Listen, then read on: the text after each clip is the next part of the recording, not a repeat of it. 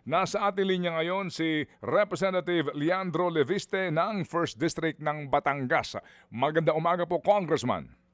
Magandang umaga po sir at Merry Christmas and Happy New Year sa inyo. Salamat din po and happy holidays. Ito po ngayon si Chacha sa ating unang katanungan. Cha, go Oo. ahead. Good morning po, Congressman. Welcome back to the show. Congressman, siguro una muna, no, itong naging reaksyon ni Yusek Claire Castro dito po sa mga inilabas ninyong mga dokumento, ang tawag po ng Malacanang dyan ay hearsay at wala nga daw po itong probative value. Ngayon, si Secretary Vince Dizon naman po, meron po siyang sinasabi na hindi pa daw po niya nakikita o na-authenticate itong mga documents na ito. Ano pong reaksyon nyo dito sa tila parang pangmamaliit ng Malacanang at ni Sec Vince Dizon dito sa mga dokumentong hawak nyo?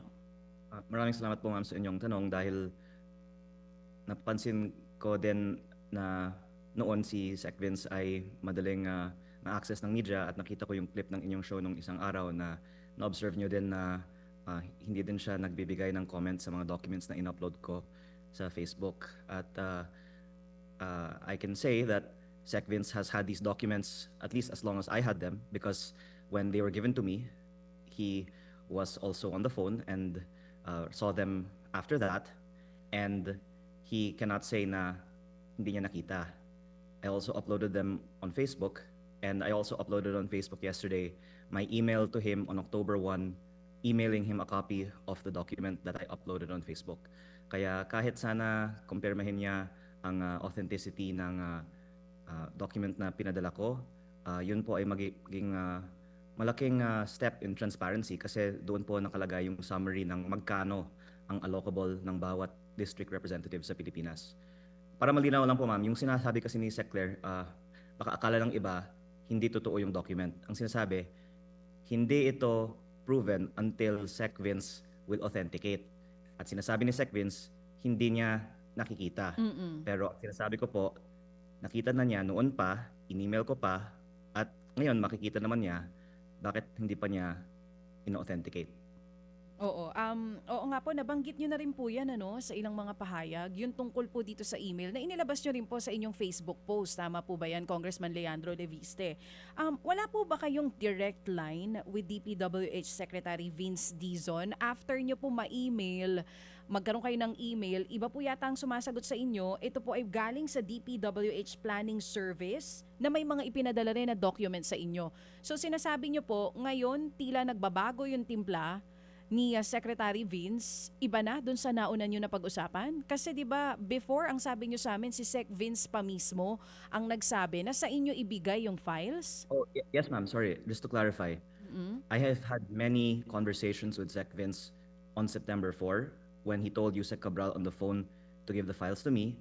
After that, when he asked that I not release the files to the public because he will release the files to the public. And in October, in November, many times po nag-uusap kami ni Sec Vince at ang kanyang team. Yung pinost ko lang po sa Facebook ang email documentation ng konteksto po ang marami naming ibang mga pag-uusap kahit sa telepono. Oo. So at least malinaw ngayon, meron kayong personal contact. Ipinost Yes. nyo lang din po yun para malinaw, para lang po masagot yung sinasabi na hindi pa na-authenticate.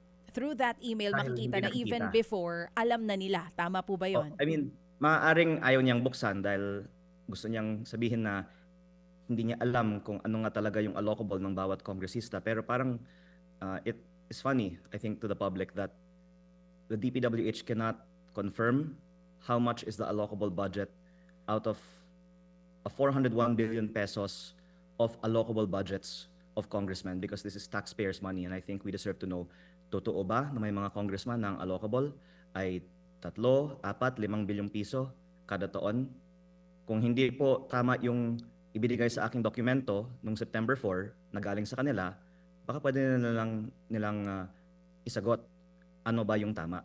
Pero may mga nagsasabi kasi sa social media, yung pangalan na ito hindi tama and so and so. I swear this document came from DPWH. Kaya dapat si DPWH po ang sasagot kung hindi totoo ang dokumentong in-upload ko na galing sa kanila, ano yung totoong allocable budget. Wala namang maniniwala kung sasabihin nila walang allocable budget ng mga congressman, di ba? Oo. Congressman, did you try to reach out to Sec Vince kung bakit ganun yung nangyari? Kasi kung galing sa kanila yung file, why is he saying now na hindi pa niya na-authenticate? Sinubukan niyo po bang mag-text sa kanya, tumawag para tanungin kung bakit ganito na po ang naging timpla niya? I'll be honest with you. Yes, we are trying to contact Secvins. I think abroad siya ngayon. Pero nakausap din namin po ang kanyang mga appointees also trying to reach him. I'll just be honest, okay? Secvins really wants reform and transparency in the DPWH. But on the night that I got the documents, he realized how severe the consequences to some of the people on the list might be. And after that, wanted the documents not to be released to the public. After that, he went to Congress for the budget hearings. We also talked there. And then we also had private discussions outside of Congress. I am also answering your question a while ago about how we communicate outside of the email that I posted. We have had many conversations, and in these conversations, it involves me not releasing the files that he authorized to release to me on September 4, because September 4, he was 3 days on the job. Maybe he hadn't studied fully what all the files were, but he said to release them. And then after that, I'm sorry to say, but it's an acknowledgement that because they haven't released the files themselves, there's something that they don't want the public to know. Okay, ganito po, no? Can we abbreviate this proceedings ikang congressman para ho kasi if we will deal so much and we will give so much time sa authentication etc. baka ho maubos tong ating buong oras na inilaan sa interview na ito. Pwede ho ba natin i-simplify na lang muna? Opo. Itong dokumentong hawak po ninyo, oo, ano ho ba ang irregular dito? Ano ba ang mga mali dito sa sinasabi niyong mga files na ito? Pwede niyo ba munang isa-isahin ito, please? Yes, sir. Yung in-upload ko, ang summary, magkano ang allocable budget ng bawat congressman. At yung mas irregular, pag makikita yung mga detalye, ano yung mga project na naglalaman sa allocable budget ng bawat congressman, na malaking bahagi ay mga flood control project. Pero sa summary pa lang, ang nadoon, yung halaga. Dapat walang irregular. Kung lahat naman yun ay napupunta sa mga public works na nakikita ng ating mga kababayan. Pero dahil ayaw ilabas ito at maraming mga nakiusap din sa akin sa Kongreso, Oktubre at Nobyembre, gusto ko sanang mag-privilege speech tungkol dito, nakiusap sa akin na wag at ilalabas naman ng DPWH in the proper time. Ang lulabas, ayaw ng mga kongresista malaman ng publiko kung ilang bilyon ang kanilang taon-taong budget sa DPWH. Okay. Kung yun po ay suspicion na baka may inappropriate transactions relative to these projects, ayoko naman po manggaling sa akin yun. Ang sasabi ko yung irregular is, hindi lang po sa malaki na hindi inideklara, pero napakalaki ang disparity din ng ilang mga distrito na wala pang 1 bilyon. Yung bilyon, malaki. Pero may iba naman na 5 o 10 bilyon. At yung mga iibang rehiyon na nakakakuha ng malaking budget, hindi naman po yung maraming populasyon o malaking pangangailangan necessarily. May correlation din po kung saan maraming contractor, mataas po ang allocable budget. Okay, so ang sinasabi po ninyo, ang irregular dito ay yung pong hindi wasto na paglalaan ng pondo sa bawat kongresista. Simply said, ganun po yun, ano po? Kano nyo? Tama?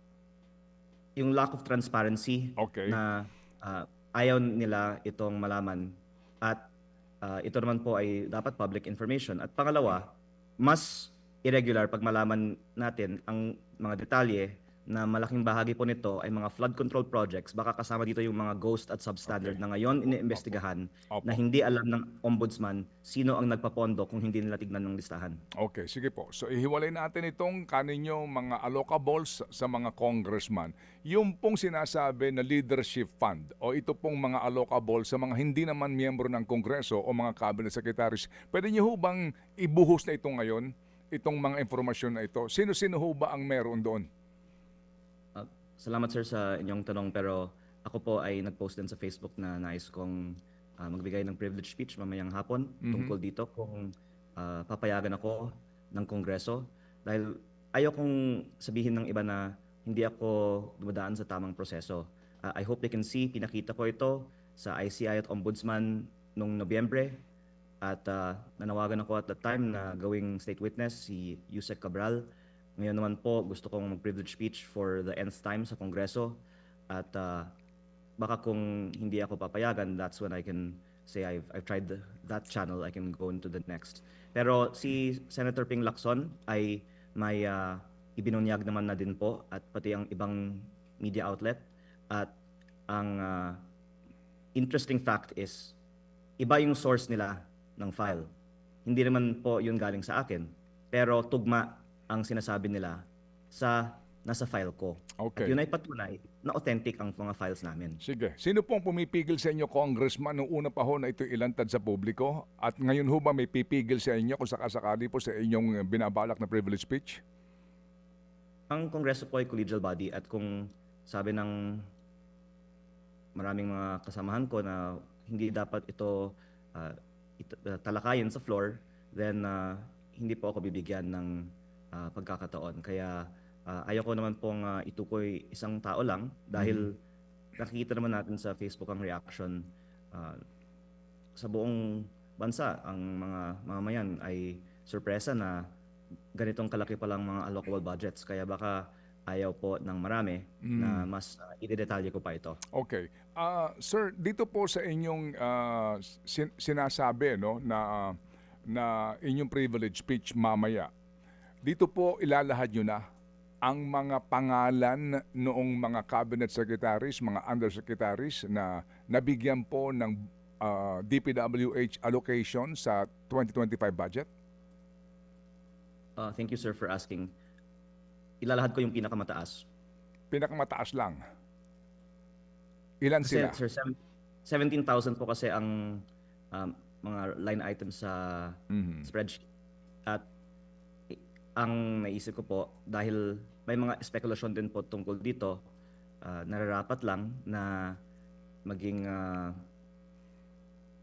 accurate ang mga reports. Nais ko lang pong linawin ang mga subject for speculation na tungkol sa pinakamataas na proponent sa 2025 DPWH NEP. Opo, pinakamataas. Ilan po sila? May acronym po, kaya hindi ko masasabi ilang individual ito. Ibabahagi ko lang po yung acronym. Opo. Acronym po ng ilang tao? Okay, sasabihin ko na po sa BNC for the last night, may report tungkol sa ito. At actually si Senping nga ay nagsabi din na meron ngang 8B. Ang lumabas sa BNC, ang 8B ay para sa ES at SAP. At meron pang kulang sa nakasulat sa listahan na meron marami sa atin na makakumpirma na hindi lang ESSAP ang nakasulat sa 8B. Okay, so sa 8 billion po, hindi isang tao lang ito. Naghati-hati sila dito sa 8 billion allocation. Ganun po ba yun, Congressman? Alam niyo Sir Ted, yung tanong niyo po ay talagang napakahalaga at dapat ito nga talaga yung magiging subject ng mga Senate and House investigations para malaman sino ba talaga yung nakinabang sa 8B. Opo. Napakabigat po na detalye po ito sa inyong show. Dahil dapat ito nga talaga yung tinatalakay sa Kongreso. Opo. So, Pero kung papayagan ako ng Kongreso mamaya, mm, idedetalye ko po ang nakalagay sa files without reaching any conclusions para lang malaman sa publiko anong nakasulat sa file ko at yung file na hawak din ng ibang mga tao sa gobyerno. Si Sec Vince po ay may kopya nito. Nasa DPWH. Ibinigay ito sa ombudsman. opo. At may nag-leak sa bilyonaryo at may Opo. kopya din. Opo. Sabi ni Sen Ping, meron siyang kopya na galing po Okay. sa abogado ni Yumaong Yusek Cabral. Opo. At I believe pareho po ang nakasulat sa lahat ng aming mga kopya. Okay. Kung kayo po'y pipigilan ng Kamara na mag-privilege speech mamaya sa bagay na ito, inyong hubang kopya ng inyong pinaghandaan ng privilege speech ay inyong sa publiko? Sir Ted, una hindi ko pa in-analyze kasi I'm just reacting to recent events po. So I would say though that I believe eventually the contents of the full list will be disclosed because marami pong mga may kopya na nito. At mas maganda nga hindi manggaling sa akin dahil pag galing sa akin baka ka-questionin pa.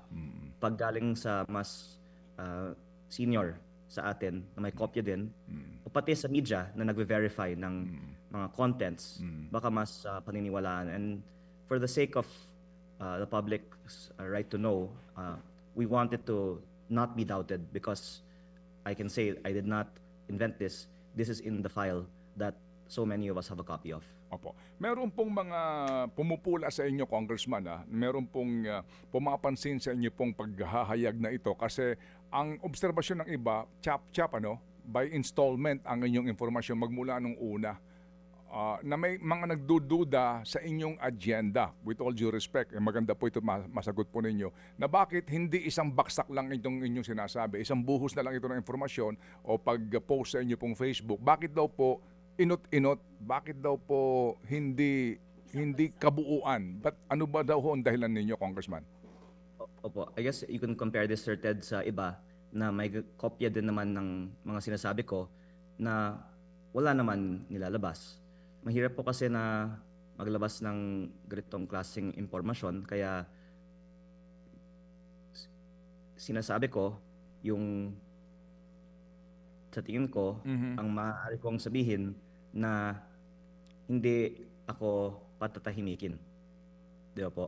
Kaya baka kung kaagad kong sinabi na lahat ng mga pangalan nito ay nasa listahang ito, baka wala na ako dito sa inyong show.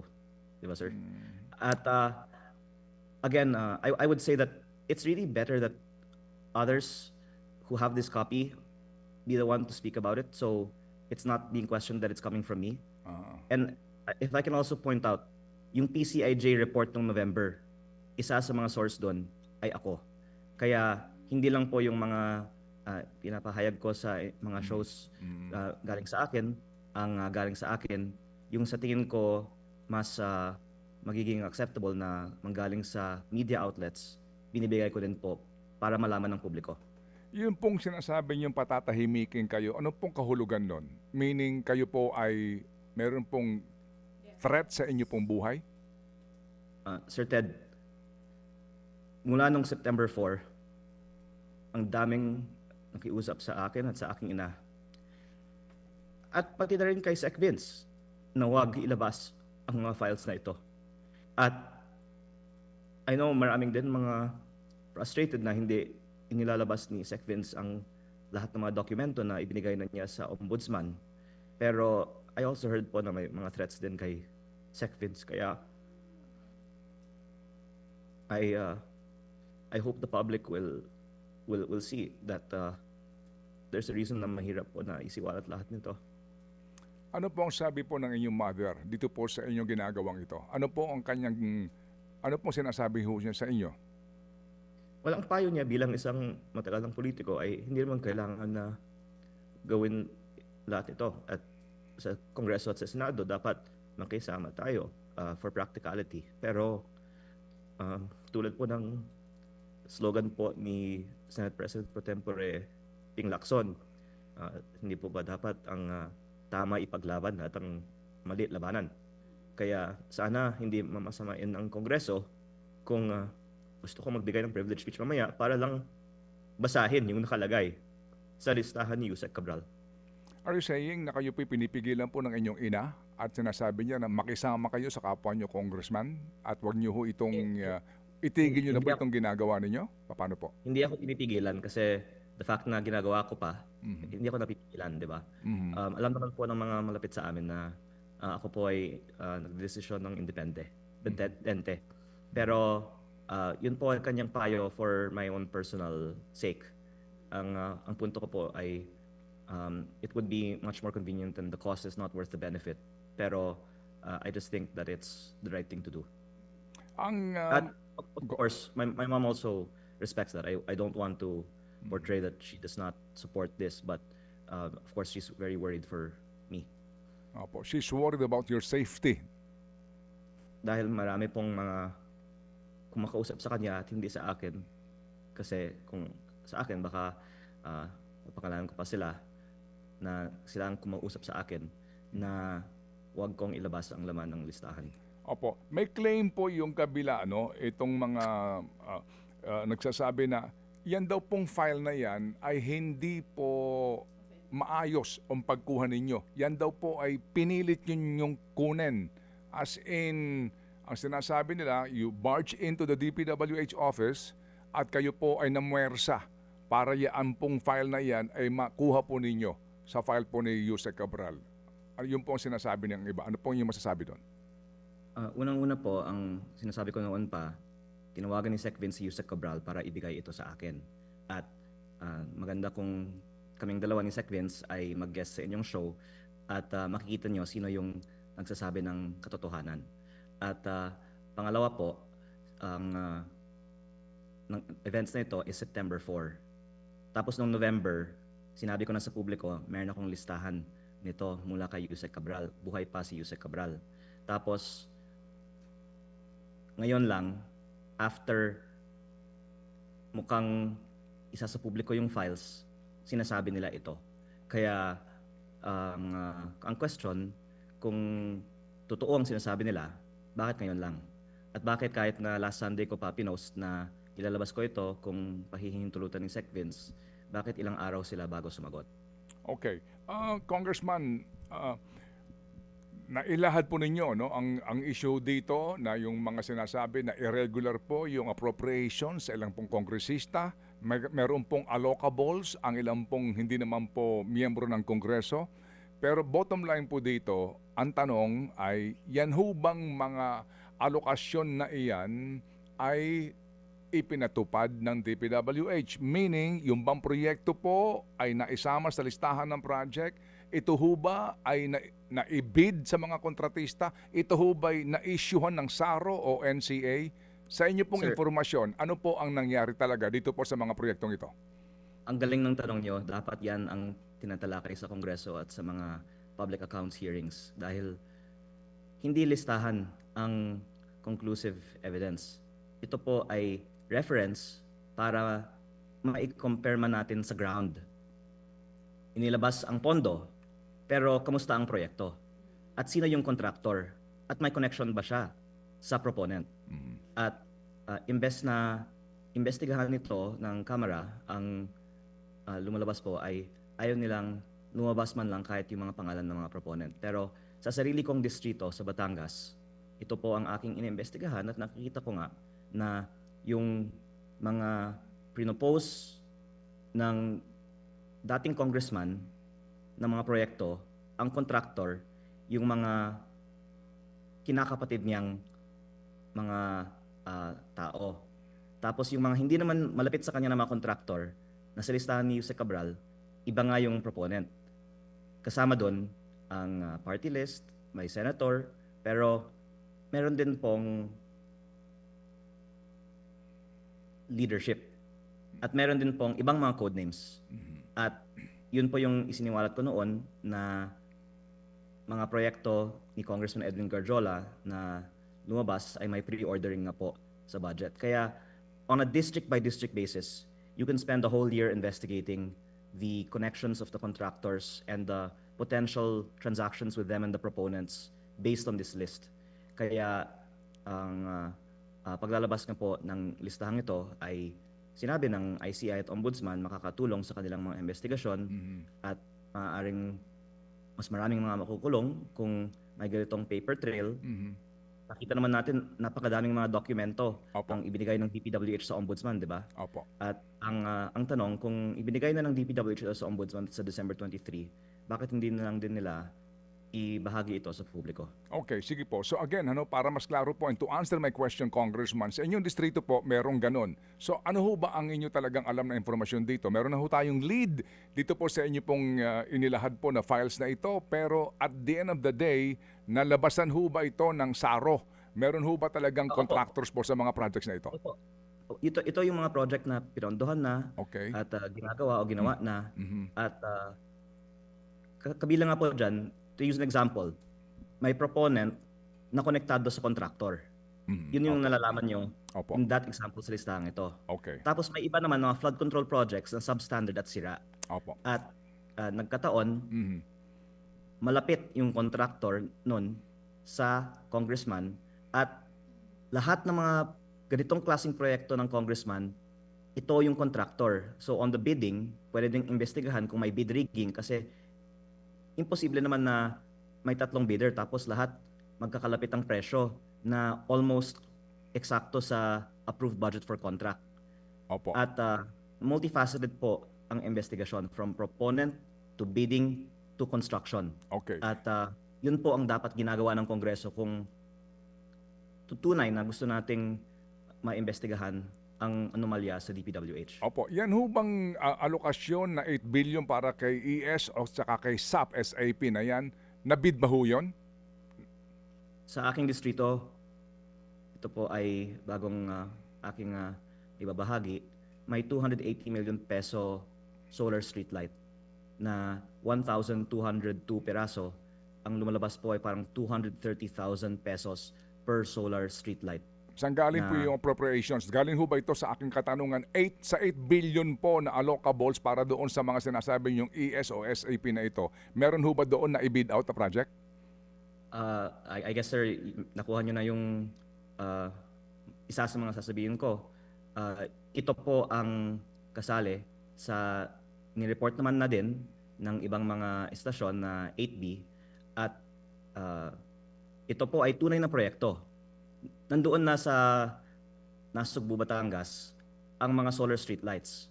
Na sinasabi ko po ay 230,000 pesos per piece. Baka yan po ay 4 times overpriced. O sige. At ang punto ko kasi binanggit niyo yung dalawang mga acronym, hindi yan yung buong acronym na nakasulat sa listahan. Hindi po ES SAP lang ang nakasulat. Ano pa po? Sana po papayagan ako ng Kongreso na Mamaya. isiwalat Sige, ito okay. sa Meron na po Congress. pahabol na tanong po si Chacha. Go, Cha, please. Oh, yes po. Congressman, meron din po kayong binabanggit, yung biglang pagtaas po ng budget ng Kamara from 17.2 billion pesos to 27.7 billion pesos na sinasabi nyo po lumitaw sa substitute bill ng walang committee hearing o walang paliwanag. So ngayon po ba, meron na po bang paliwanag ang mga kasamahan nyo po dito sa 10 bilyong piso na increase sa budget po ninyo? Wala pa po. At thank you for bringing this up kasi ngayong araw ang ratifikasyon ng 2026 budget. At hanggang ngayon, walang debate sa House. Dapat ba natin itaas ang sarili nating budget? Lahat ng ibang mga ehensya dumadaan sa debate. Pero ito, hindi nga lumabas sa committee report, lumabas lang sa dulo nung tapos na ang mga debate na 10.5 billion peso increase. Huwag na natin munang sabihin na hindi dapat ba ibigay ang increase sa Kongreso. Pero kung dapat ibigay, bakit hindi ipinaliwanag at pinaalam sa publiko na itinataas namin ang sarili naming mga benepisyo? Ma'am, maaari ko po bang ibahagi sa unang beses sa inyong show ang Sige po, laman sige ng mga po. benepisyong ito? Sige lang, sir. Ganito po kasi ma'am. Sa 27.7 billion pesos proposed 2026 budget ng House of Representatives, meron pong 18.58 billion pesos na MOOE. Kasama po dito ang mga ibang operating expenses ng House, pero malaking bahagi dito yung mga cash na ibinibigay direkta sa mga congressman na ang liquidation is by certification. Kaya ginagamit naman po ito para sa ating mga constituents. Marami mga humihingi ng tulong naman, alam natin, sa mga congressman, pati kanilang travel, communications. Pero ang katanungan ko, bakit hindi natin una nililiquidate with receipts like other government agencies, lumalabas parang itong confidential intelligence fund. At pangalawa, bakit natin hindi ipaalam sa publiko magkano ang natatanggap ng bawat kongresista? People might be wondering, why am I discussing this now? Kasi kung ito po ang last chance ko to say what I think the public needs to know, then gusto ko pong malaman, on top of yung salary po ng bawat congressman, meron kaming monthly operating budget sa aming mga opisina. Yun po ay mahigit kumulang 1 million pesos. At ngayong araw, may extra na ibinibigay dahil, well, una, maaaring sabihin, Pasko. Pero pangalawa, sinasabay po ang pagbibigay ng mga bonuses sa araw ng botohan sa budget. Hindi ko naman masasabi na may mga usapan na conditional ang bonus sa pagboto para sa budget, pero nagkataon na madalas binibigay siya pagkatapos kang bumoto. Tapos, ang isang problema din kasi sa approval ng budget, lalo na December 29 ngayon, ang quorum. At sa alam ko, hirap ang Kongreso na makakuha ngayong araw ng quorum, pero baka pipilitin na magkaroon nga po ng quorum. At kaya nga po nakakatulong siguro na isinasabay ang pagbibigay ng mga bonus sa botohan ng budget. At ang bonus na ibinibigay at nabalitaan ko na din po sa iba kong mga kasamahan ngayong buwan na ito, on top of our 300,000 salary and 1 million peso operating budget is 2 million pesos Christmas bonus per congressman.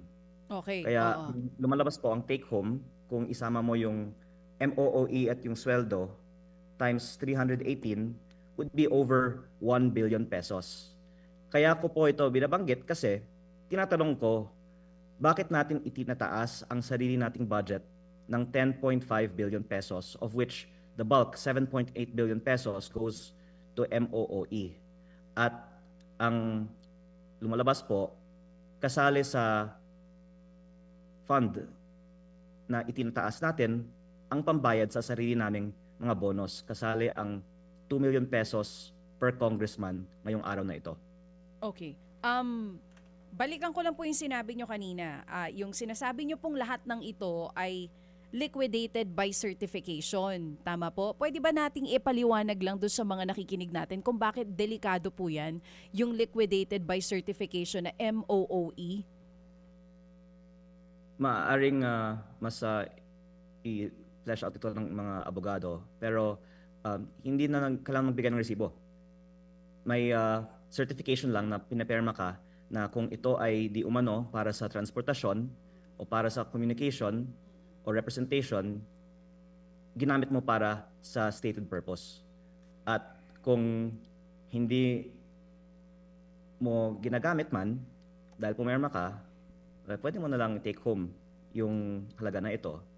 Kaya kabuuan po, ang estimate ko, mga 20 million pesos ang nakukuha per year ng karaniwang congressman para sa personal services at or sweldo at MOOE.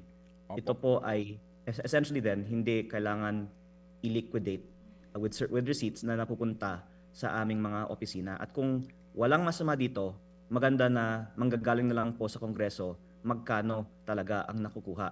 Pero dahil ang total MOOE fund ay 18.58 billion, kung i-divide po natin yan by 318, lumalabas yan ay 58 million per congressman. Pero kasama naman po dito yung kuryente, yung bond paper, etc. ng House. Kaya sabihin po natin, hindi yung kabuuan ay napupunta sa mga congressman without liquidation. But we're increasing our budget from what the executive submitted in July by 7.8 billion pesos pa lang sa MOOE. Ibig sabihin, yung mga basic requirements ay kasali na sa initial na mga 10 point or 11 billion peso 10 billion peso MOOE budget. Tapos naging siyang 18.58, nag-increase by 7.8B. Ibig sabihin, yun nga po yung extra. So baka doon nanggagaling yung mga bonuses, yung increase para sa extra. Okay, sige po. Kaya kung i-divide natin yung 7.8 billion by 318 members, on average, that's 24.5 million pesos per year. Okay. At so that I don't speculate on this, mas maganda, manggaling na lang po sa Kongreso saan ito napupunta at bakit hindi ito tinatalakay sa aming mga budget hearings. Sige po. So to set it straight po ang detalye nito, ang facts nito, yung pong tinatanggap ninyo na regular salary hango po sa Salary Standardization Law sa bawat miyembro po ng Kongreso plus 1 million bilang allowance ng congressman. So total po na tinatanggap yung cheque buwan-buwan ay magkano per congressman ngayon? Mga 1.3 pero iba-iba po eh. At una, ako po hindi ko kinukuha yung akin kasi nga may reservations ako sa sistemang ito. Pero ang alam ko, kasi nakita ko yung mga cheque para sa akin na hindi ko kinuha, almost 1.3 ang total kasi may mga deductions syempre. Pero pag sa ibang members na mas seniority man po kasi as you know sir ang Congress, 'di ba? It has to be bigger. At ang total MOOE fund nga kasi sa House is 18.58. Opo. Average per congressman then would be 58. Kung magkano ang nakukuha ng iba, gusto kong malaman din. At gusto din siguro ng mga taxpayers malaman magkano nga ba talaga ang inuuwi ng mga congressman mula sa liquidation by certification ng sige mga funds. po. Okay. And then ngayon pong araw na ito sa inyo pong sesyon para pagbotohan po o i-ratify itong budget, ang sinasabi po ninyo magkano ang tatanggapin po na bonus ng congressman over and above yung 1.3 million kaninyo na inyong tinanggap po bilang sweldo at allowance. At least 2 million pesos per congressman.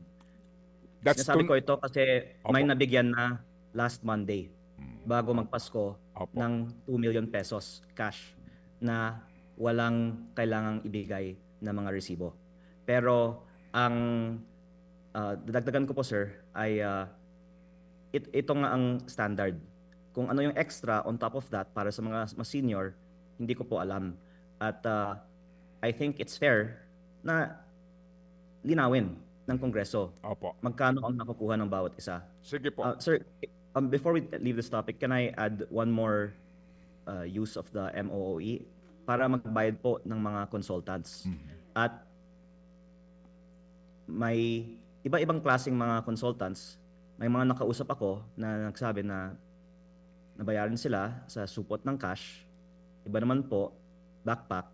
At ang biro nga ng isa, baka yung iba maleta. Pero kung lehitimo naman po ang mga consultants ng House, hindi ko alam bakit hindi na lang ideklara kung sino yung mga consultants at bakit pa sila binabayaran ng cash. At dagdag ko din po na may official na programa ang House. Yun po ang CARE program na it stands for Congressional Assistance Response and Education. At ang mga congressman ay ibinibigay di umano ng 10 or even up to 100 slots per congressman na ang rate po ay 15,000 net per month para maging keyboard warriors ang mga consultants di umano na ito. Meron pong mga seminar sila sa House tungkol sa kanilang trabaho na mag-post sa Facebook. At if I can just be honest, kaya ko po nais ko din itong ibahagi kasi nakikita ko ang daming mga social media trolls at gusto ko pong malaman ng publiko na yung pambayad sa mga social media trolls ay nanggagaling sa mga sinisekretong mga funds katulad ng MOOE na ito. Sige po. Salamat na marami, Congressman, dito po sa inyong mga inilahad na informasyon at kami po itatawag po naman sa panig po ng Kongreso kung sakasakali po sa kanilang leadership kung sila po ay may reaksyon sa inyo pong inihayag na ito. Dito po sa inyong pagsabihin na po natin ng pagbubulgar, ano po, kung gaano kalaki ang tatanggapin o tinanggap ng bonus ng mga miyembro po ng Kongreso na lalahok mamaya po sa inyo pong sesyon, kayo ba'y handa na harapin po anuman pong konsekwensya nito kung sakasakali po na meron pong mga magreklamo dito o meron pong mga maghahain ng ethics complaint laban sa inyo? Ay, sigurado po ako na hindi nila kayang gawin yan kasi may karapatan ng publiko na malaman magkano ang nakukuha ng bawat congressman. Ito naman po ay galing sa buwis ng bayan. At dagdag ko nga din po, habang tinatalakay na nga din natin ito, nabanggit ko na din po sa aking Facebook page, may mga insentibo din na ibinibigay bago ang finalization ng budget. Kung ito po man ay lehitimo o hindi, hindi ako magbibigay ng conclusion. Ang sinasabi ko lang, tinawagan ako ng staff ng Committee on Appropriations para mag-usap sa lounge. Hindi niya sinabi tungkol saan. Tapos, pinakita niya sa akin ang isang papel at pinicture ko ito at in-upload ko po sa Facebook. At ito po ay nakasulat 151 million pesos of iba-ibang klaseng mga budget items. At ang sinabi po ng attorney na ito sa akin, kung this is your incentive. Kaya I'm just painting the picture of why I suspect, and please excuse me to my colleagues in Congress, but there's no fierce debate on the 6.7 trillion peso budget that is being ratified by Congress today. And alam niyo po sir, ako'y galing sa pribadong sektor. At pag meron kang related party transaction o kung tinataasan ang sweldo mo, hindi ikaw ang nagde-decide para itaas ang sarili mong sweldo, benepisyo o insentibo. Meron pong Corporate Governance Committee, may ibang dapat grupo na maghuhusga magkano dapat ang mapupunta sa iyo. At ang lumalabas, imbes na maging mas mahigpit ang scrutiny para sa mga bagay na may sariling interes ang mga decision maker, mas mababa pa nga ang scrutiny, mas itinatago pa. Kaya ako po tingin dapat ito mabanggit dahil ngayong araw ang ratification ng 2026 budget. At Opo. para malaman ng ating mga kababayan kung paano dinedebate, kung saan napupunta ang kanilang buwis at bakit tila hindi masyadong dinedebate ito, I'm not reaching any conclusions, pero ang panawagan ko tungkol dito, pati na rin sa mga allocable sa DPWH, ay transparency. Kung wala naman masama, bakit na lang natin hindi ipaalam sa publiko? Opo.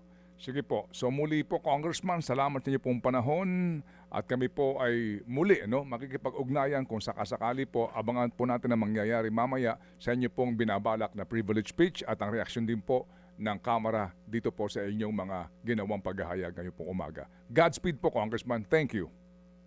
Maraming salamat po.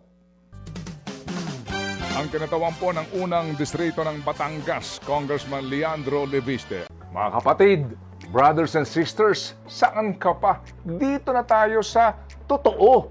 Dito na tayo sa True FM. Mga kapatid, mag-subscribe and follow po kayo sa social media accounts ng True Network PH. Yan po kami. Hanapin nyo lang True Network PH, Facebook, Instagram, YouTube, TikTok, and podcast.